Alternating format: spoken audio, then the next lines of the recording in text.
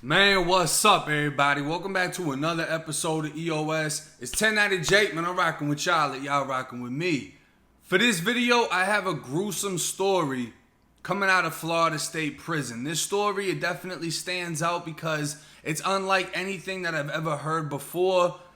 It's gruesome to a different level. When you're talking about prison, you normally hear about just the normal violence that goes on in there. And I say normal because the longer you spend inside of prison, whether you're working there as a nurse, a guard, or you're in there as an inmate, you will naturally become desensitized to the violence. And simple things such as cuttings, slashings, attacks with locks and socks, even stabbings, it can just become a daily thing. It can become something that isn't out of the norm. It's equivalent to going on the news and hearing about another shooting in an inner city. It's like expected almost. You know what's going to happen. It's not that big of a deal.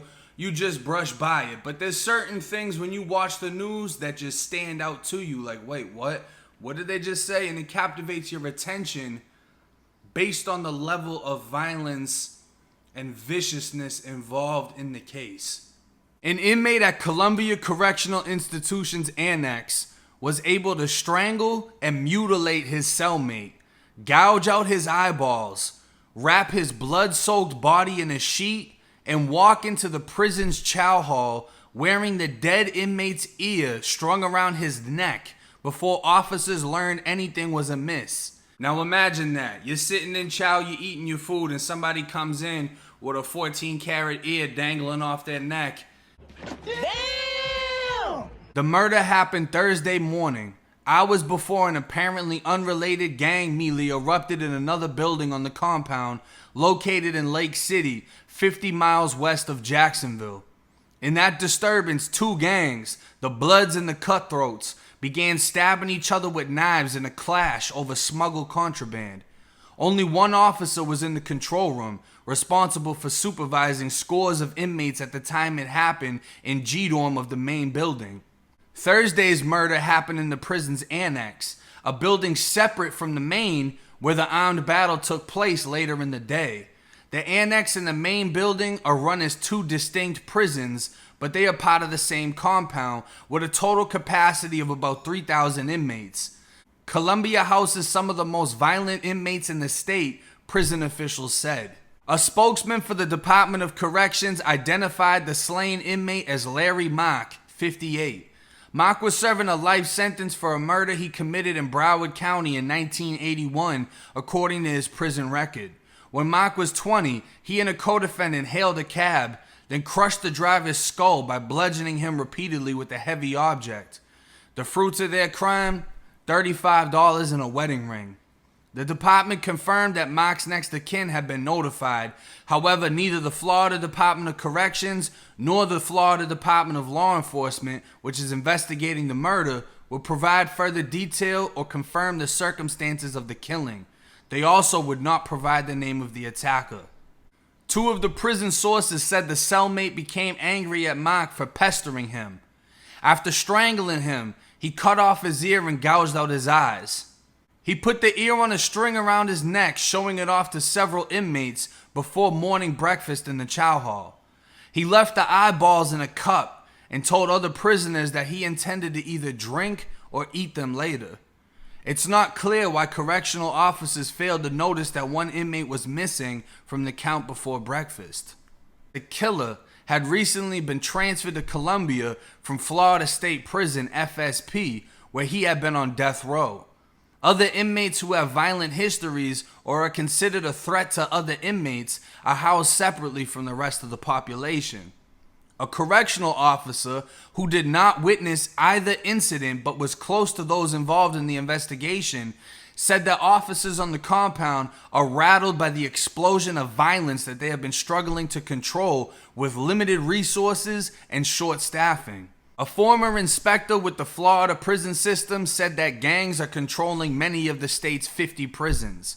There are criminal gangs operating in every facility in the state of Florida, and it is contributing to the K2 deaths and violence and has been for many years. Inmate deaths are at an all-time high in the Florida prison system, and murders and inmate-on-inmate violence has exploded, records show.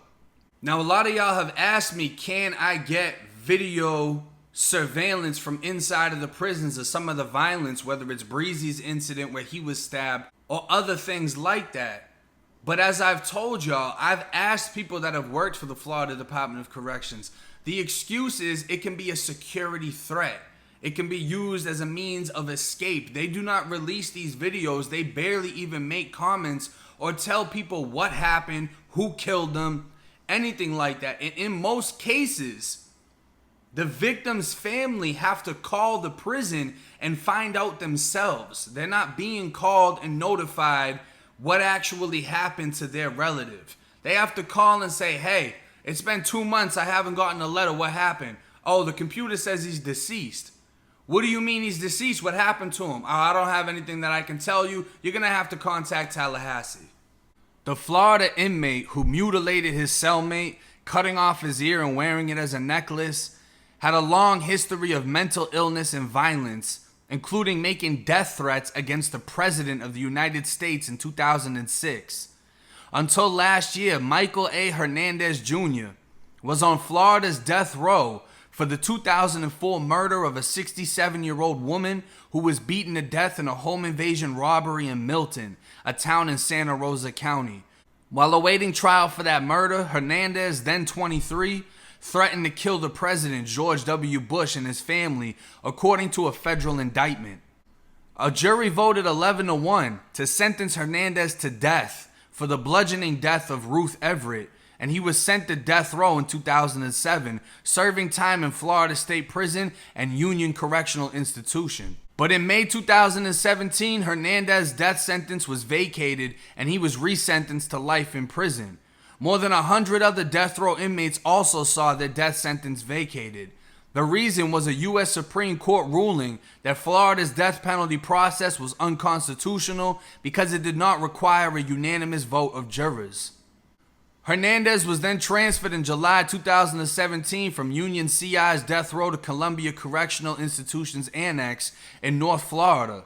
After serving more than a decade in a cell by himself, he was housed in a shared cell at Columbia. It wasn't until trial that officers noted the ear dangling around Hernandez's neck that they realized what had happened.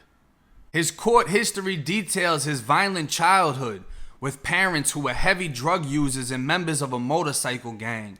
His mother, Cheryl Walker, was sent to prison in Nevada for killing her abusive husband in 1998, and Hernandez's father overdosed on drugs in a motel room in front of Hernandez, who was 10 years old at the time.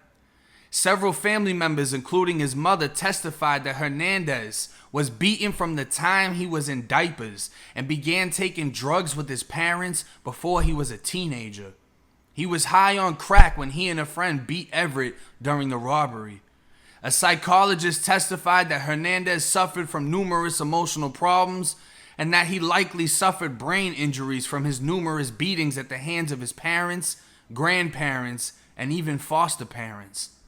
Now, this is a wild story all around. When you hear his background, how he was obviously failed by his parents and failed by the system, the foster care system. He was abused his whole life. He spent 10 years in a cell, isolated by himself. And the very first cell he's put into with a roommate, he mutilates that person. This is the reality of Florida State Prison. This isn't, should the death penalty be good? Should it be bad? Is it up for debate? To me, if we agree with the death penalty and just sentence people to death and put them away in these cells where they spend 15 to 25 years on death row before they're actually executed and then they're finally killed, it's just the easy way to throw people away. It doesn't hold people responsible, such as the child care systems that are supposed to take over for that child when they are taken away from their parents. The foster care system in which the foster parents were found to be just as abusive as the regular parents. If we can just take these children and throw them on death row as they grow older and old enough to be sentenced, instead of taking responsibility for their upbringing and why they have so many mental health issues.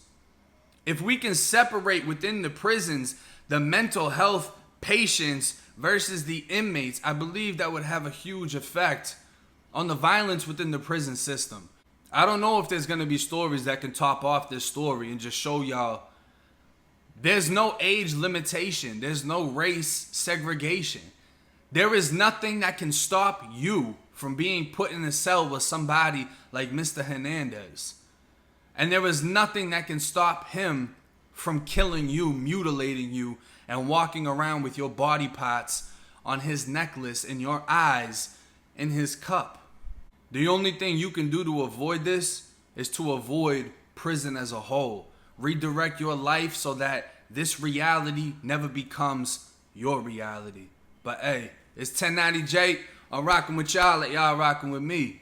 Till next time.